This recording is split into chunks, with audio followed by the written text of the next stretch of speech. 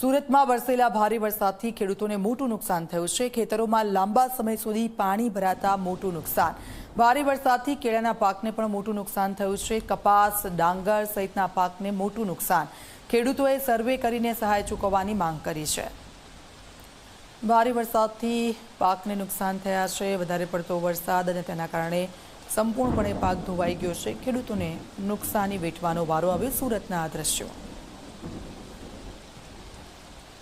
આજે સમગ્ર દક્ષિણ ગુજરાતમાં ભારે વરસાદ થયો છે અને કારણે ખેતી પાકોને ભારે નુકસાન થયું છે। ખાસ કરીને કપાસ અને તુવેરના પાકને ભારે નુકસાન થયું છે। વધારે વરસાદને કારણે કપાસમાં ખૂબ જ વધારે પ્રમાણમાં પાણી ભરાયું છે, એટલે મૂળ સડી જવાનો પ્રોબ્લેમ થઈ રહ્યો છે।